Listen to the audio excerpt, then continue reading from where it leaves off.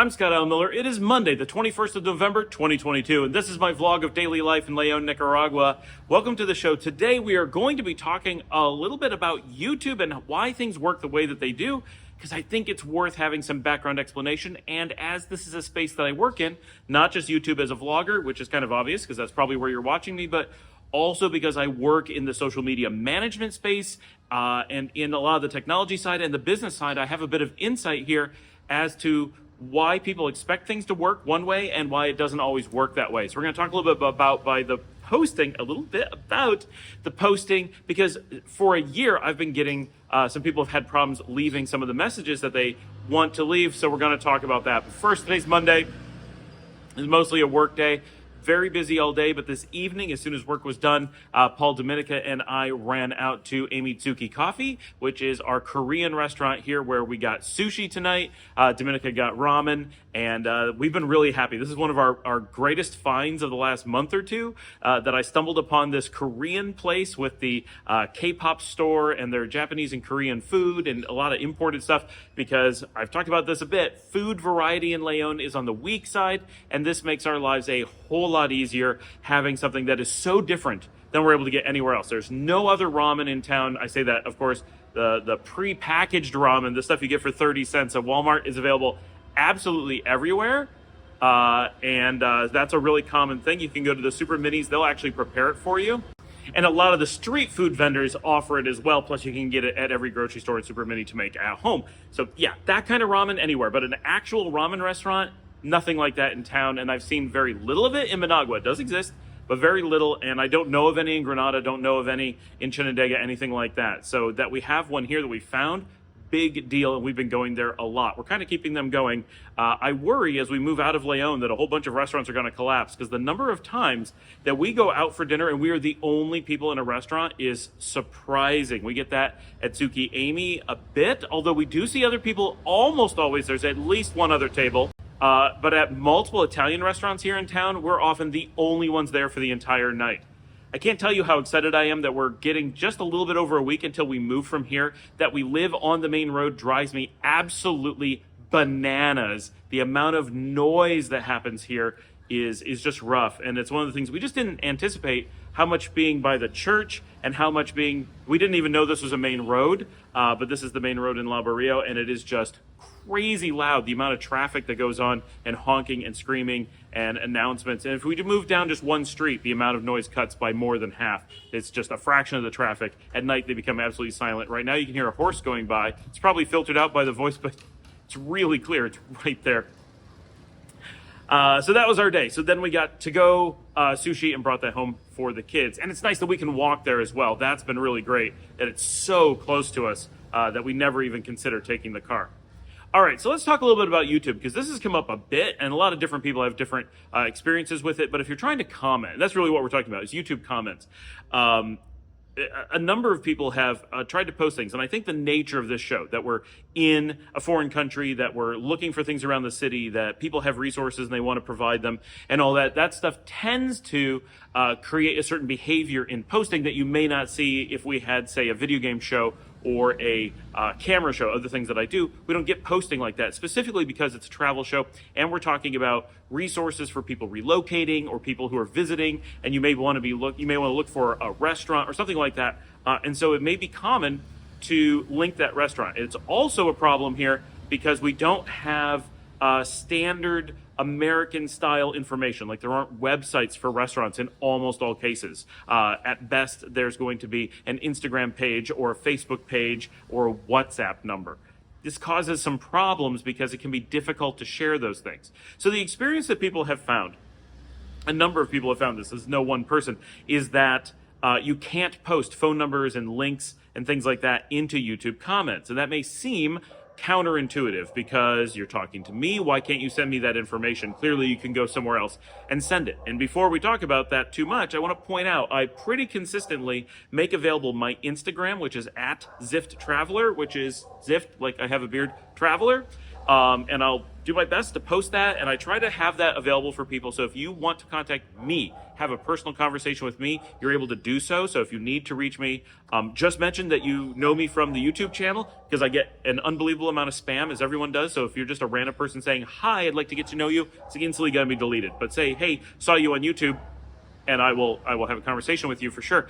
So you can reach me. There is a mode for getting directly in touch with me. Not a problem, and it's public. You don't have to, that goes to me. When you're posting a response, a comment on a YouTube video, it's really important to understand the context of this. First of all, these are public videos, so this is open to the world. Yes, we don't have millions of followers or anything, but you guys can help with that by liking, subscribing, and sharing with your friends. But this is just public. And so this can be seen by anyone, and it can be searched by search engines. So this poses a couple problems. One is that people who are looking to spam and just link build are going to use that if they can. And people who are trying to con someone and run a scam, they're going to want to use it. It's a really powerful tool if you're not careful. And I run forums, and I have for a very long time. So I've put in a lot of time learning how this works and how it can work and what has to be done for moderation. Sadly, I got interrupted, and then the car got parked here, and the battery died on the phone, so I had to wait. And now we're kind of starting over in a way. So running forums and stuff on my own, I know that we deal a lot with huge amounts of spam, and they use every opportunity, because the way that spam often works is they sneak in with bots, could be with people, but it's almost always with bots, and they build in links to things. And this makes it that other systems then start linking to that, and it builds credibility for something that may be fake. It may be simply promotional, which is bad. It may be malicious, which is really bad. And because of the way that links work online, on places like this where you have an unknown source posting a link, it's very easy to sneak in malicious links that don't even go to a legitimate source. They may look like it. It's very easy to make them look legit and be very dangerous. So that's something we want to protect against. With things like phone numbers, and we simply want to protect against spam, because it'll just explode. And I want to explain this one thing that happens a lot, because every time I say the word crypto, as in cryptocurrency, we instantly get hit with a bunch of bots, and they don't provide links, but what it is like 15 different accounts, literally about 15 different accounts, will jump on, and all in 1 minute will post a bunch of things. One bot will claim to have lost a bunch of money with bad investments, and then another bot will say, oh, that's because you didn't talk to so-and-so, and then someone else will be like, oh, I'm so glad you mentioned so-and-so, they saved me. And it's all this stuff to make it look like it might be real, and no one provides a link, and it's always some fake account saying, can you tell me how to reach that person? And then someone responds to them and says, oh, just reach out to so-and-so. And so it makes it look like someone had a problem, someone acknowledged that they had a good resource, someone else asked for help, a fourth person came in, a fifth person comes in and goes, oh, that's who I used. Yes, absolutely, they're the right person. A sixth person says, oh, I just talked to them, and I'm so glad I found them here.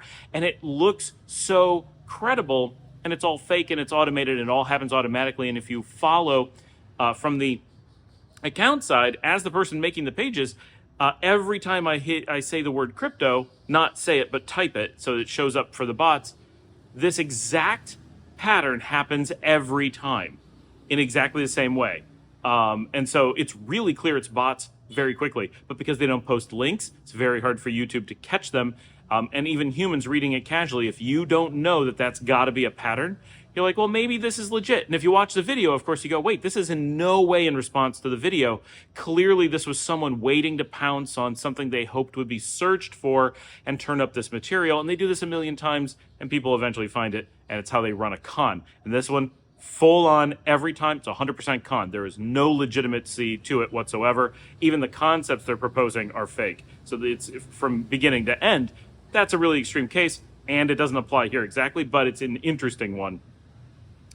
So it's just spam will just explode because it costs nothing to do it. And if anyone ever finds one of those links and they go to it, they make money. So because of that, it's really important to block it from a spam perspective.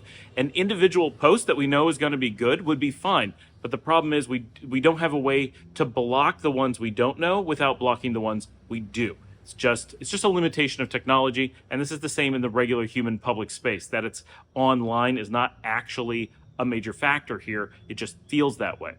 The other problem with posting phone numbers is a bit different. The problem here is that you may do a number of different things. One, you may unwittingly post your own phone number thinking you're telling somebody to contact you.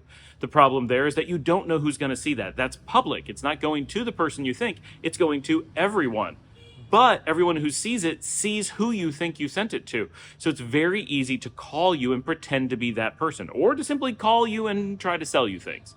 In the latter case, not a big deal. It's annoying, but it's not a big deal. But in the former case, it's a really good way to end up getting conned because you think you've verified someone's identity and they may play you because they knew that you thought you had privately sent a message. So protecting you from posting your own number, really big deal. And remember, YouTube and everyone else, we don't know whose numbers they are. These are blind. When you post a link or a number, they're just contact points. They don't actually authenticate where you're going. If you post someone else's phone number, it's slightly different. They're not likely to be conned by it, but they can be spammed, or it can be that the number goes somewhere fake. So if you were to post, or someone was to post a phone number and say, oh, call this company to have a taxi pick you up to take you to the airport. Trust me, they're the best taxi around. You call that number. It's very easy to set up a number to go anywhere, and it could go to someone who's harvesting your information, or it could be a fake taxi service who shows up and abducts you. They're not actually authenticated by anybody. There's a lot of possibilities, and they're very dangerous. And so at best, it could cause harassment for anyone whose number goes out publicly. To some degree, I mean, phone numbers are often public if they're businesses, but you don't know it's a business number when it's posted. YouTube doesn't, so they have to protect people. And at worst, it could be the beginnings of a really dangerous con. And so for all those reasons, YouTube has to protect you. And that's not just that YouTube wants to. If they don't do it voluntarily, legally, they will be mandated to do so. And so it's not like they actually have a choice, but you don't want them to. Nobody should want. You should not want to be able to post. People should not want you to post. I know that it seems like you should, right? But I have handy information that people want, and those people legitimately want it. That's true. And it would be nice if we could do that, but we realistically can't. There is no way to safely do that without putting a lot of people at risk from other people posting other things. It's unfortunately just the way it is. You have to draw the line somewhere and say, this is something we can't police. It's very dangerous, and it's very easy for people to not understand that this isn't a private message, and so we can't allow it. But posting stuff like the name of a business has no problem at all. It's only the blind links. It's specific types of communications that are dangerous that are not allowed. If you're posting an authenticated link, such as the handle at Instagram, not that I'm a fan of Instagram, but putting an Instagram handle is guaranteed to be known to be safe because Instagram verifies those people. There's all these mechanisms, and you don't have to send someone to an unknown site. You simply say Instagram, and here's their handle. You can even put the @ symbol, and you're all set. So there are mechanisms for sharing that information safely in an authenticated way that's safe for both you and the recipient and for the third party as well. That one's less important in this case, but all of those, there is a safe mechanism. YouTube is protecting from mechanisms that are dangerous, and it's really important for us to all remember, if you get that message from YouTube, oh, this has been blocked because of content, we should not feel, oh no, why did they do that? We should say, oh, good, I accidentally put something that would have put somebody at risk, right? And even if the link that you're putting or the number that you're putting doesn't put them at risk, the ability to would put someone at risk, and we don't want to put people at risk, right? We want to protect them. And so YouTube is doing a really good job. Now, if you get that message, you can just take out whatever that link is, and it'll post fine after that. So they're giving you notification that you can change that. If you're posting something illegal, YouTube will not tell you. They will simply block it, and you will have no idea where it went, and when you go to look for it, it won't be there. That's different, right? So there has been a bit of that, and those I normally get notified about, right? If this is just, oh, I posted a phone number, I will never know. No YouTuber will. They don't tell you because they notified the person posting that they need to change what they're posting and that it'll go through. They're not trying to block them. But if you're posting something truly known to be malicious, then it will normally go through so that there's the option of flat out deleting, of reporting, of contacting the authorities, or whatever. Then it creates a human interaction because it's more serious, and you will not be notified about that. So if you get that message from YouTube, you've been blocked, don't panic, don't worry, just look at your stuff and go, oh, I didn't I didn't think about it, included something I shouldn't, or something that looks fishy and I just need to clean it up a little bit. No big deal. If you want to tell someone about a business, oh, I love this restaurant, you can just tell, yeah, go ahead, leave that information. Don't try to link it, let people look it up, because that process of looking up is what provides them safety, and it makes it that we don't have to worry about getting spammed. So, I mean, we still have that like mentioning things and making people look it up spam, but that's much, much harder for it to be effective, and it has a higher cost to it. So it's easier for YouTube to control, and there's just less they can do to protect against it. So it's a limitation. The system's not perfect, but it is providing protections for you. That's why it behaves the way that it does. All right, so I've had a number of questions on top of that, separately from that, about all of my different vlogs and stuff that I have here on YouTube, because I have quite a few. Now, first of all, if you go to my page, youtube.com/ScottAllenMillerVlog, you can see all of them, right? Just scroll down a little bit. The first thing is like all my current videos. Actually, it's the vlog. It's not all current videos. It's the vlog first. You have to go to like uploads or videos or something, and then you'll see all the videos, and you go to shorts to see all the short form videos. There's links for all that, but it's on the page. Scroll just below that, and it'll have a list of my other channels. I'm going to do my best to remember what they are and run through them with you now, because I've had a number of people actually ask me about what these are. And I know that if you're on television or on a phone, you don't actually see the page and get that information. But if you want to go link to it, it's just Scott Allen Miller Vlog on YouTube. It's all right there. But if you're on other devices, you may need to search for them or whatever. So my main vlog, which by the time this posts, this one may have actually passed it in subscribers. But for the last 7 years, this has been my main channel, which is Sam IT. It's just SAMIT. Probably not of interest to most people who are here, but please check it out and subscribe. That'd be great. That is my business and business infrastructure channel, where I actually give training, whether it's in an article form or in a classroom style form or just a conversation talking about current events in technology and business. So I talk about everything from hiring practices to security, to new products coming out, vendors, changes, legal things, news items, all kinds of stuff, certifications, education, and I go into a lot of broad stuff. So if you're interested in business or education or career development, all that kind of stuff is covered quite extensively. I've been doing that for 7 years, and it's pretty cool. So I like doing that, and you can kind of see my progression over the years, because the originals were just me walking around with a phone in my dad's yard while I was visiting him, when I kind of kicked off the channel, and it kind of took off really quickly. And so it's a bit more formal now, but now I just record it just like this, same as this channel. So I've tried to merge that process for obvious reasons, and something's biting my leg. Wow. Okay, and so that's definitely my big one by far. My next biggest is Take Flight with Scott, and this is my kind of general travel channel. It's kind of my catch-all for my travels, and it's where I started learning editing. Sam IT I did without editing for a really long time, so they're very rough, but it's all just tech and business kind of consulting stuff. So it's almost like I'm talking in front of a classroom, so there's no need for real editing. But Take Flight is where I actually sat down and learned how to edit. If you watch those starting at the beginning, they're pretty rough, because they were my very first places to be editing. I was learning the process, and I didn't have any extensive tools. So I'm using free tools and doing my very first learning, and I didn't have any like third-party stuff like graphical components like the Motion VFX that we have now. I didn't have Final Cut Pro. I didn't have a fast computer. None of that. It was me literally sitting down, and I didn't even have real footage to work with. In 2019, we did a trip with my nieces to Europe for a month and a half, and during that time, I took a bunch of video, so I used that, but it was very loose. It was like, just shooting some stuff, and then later I edited it together, so there was no planning. There was no experience in like shooting and then editing to learn from my process, so I wasn't improving. I was simply shooting for 6 weeks and then started editing months later, and now it's years later, and I'm just finishing up that process and hoping, I have plans to do some new Take Flight footage in 2023, because obviously immediately after 2029 we went into lockdown and all the travel stuff kind of came to an end. In 2023, I do have some really interesting travel plans coming up, so hopefully that will happen, and I will be able to get a lot of footage for you guys, and that's going to take Flight to a whole new level, because I'm actually now have experience in editing and a lot better cameras and just everything, right? It's going to be completely different. And I'm traveling, the plan is I'm traveling with someone who is also interested in the channel and is able to film and be on camera and do a bunch of stuff. With the shots in 2019, all I had was my nieces walking around And while they were happy to be on camera, they weren't involved or willing to talk or anything like that. So it really, really limited what I had to work with. And we were busy, right? Just doing a trip for them. So I was trying to film things we were already doing. But I think it's an interesting channel, and I'm really proud of what I was able to pull off with some of the work.